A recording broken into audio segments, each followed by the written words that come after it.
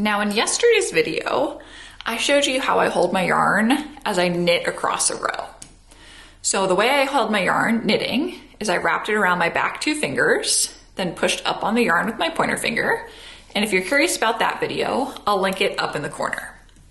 So first I'm going to work across the front side of my work, holding my yarn as I would for knitting. And then when I flip my work to the back side, I'll show how I switch it to work a purl stitch instead.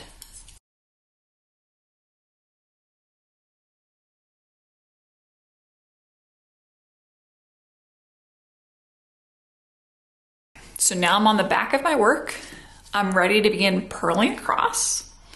And now the way I'm going to hold my yarn is actually really similar to how I did for the purl stitch. I just want to hold my pointer finger in front of my work rather than behind my work. So what I mean by that is I'm just going to put my right knitting needle to the side for now. Hold on to my work in my left hand. I'm going to take my 2 fingers, so my pinky finger and my ring finger, go behind the strand of yarn,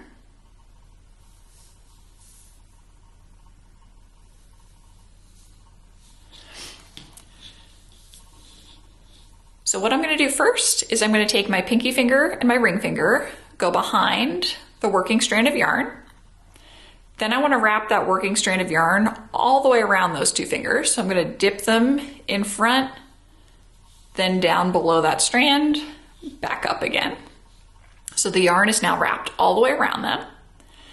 And I'm going to take my pointer finger, rotate it over towards the left, push up on that strand with my pointer finger. Now I need to grab onto my second knitting needle, and I'm going to put that knitting needle, being held in my right hand, into the base of that first stitch on my left knitting needle. And I'm going to take my pointer finger now, and I'm going to push it up behind my work, then down below. Push the loop through. So this one I would say is a bit more uncomfortable at first than the knit stitch. Let me zoom in a bit here. So again, go into the next stitch. Now I'm going to push my pointer finger up above, then back down to the bottom. Push the loop through, slide it off. Next stitch, wrap the yarn around. So I just missed there and I just rewrapped it. Wrap the yarn up over and purl.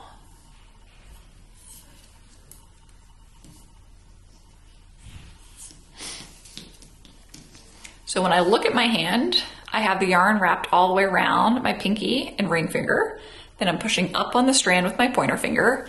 And all of this yarn is being held in the front of my work, or the side closest to me. You don't want to hold it in the back, because then you're going to end up either with a yarn over or you're going to start knitting. Just grabbing onto that knitting needle with my right hand and wrapping that yarn counterclockwise around the right knitting needle.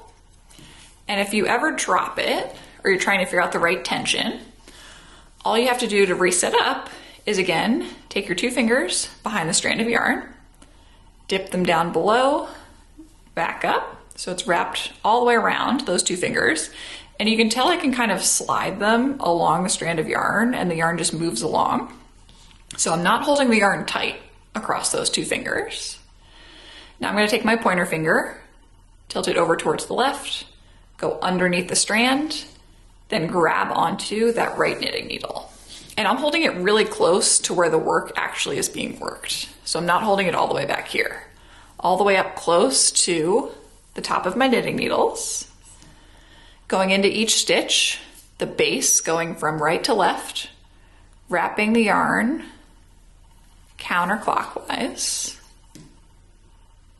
making sure I'm not catching it on the left knitting needle there.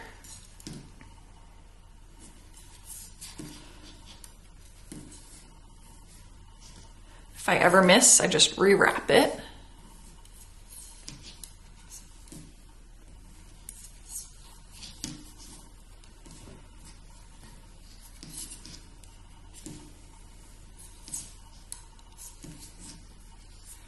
So this one definitely takes more time to get used to, I'd say, than holding your yarn for knitting.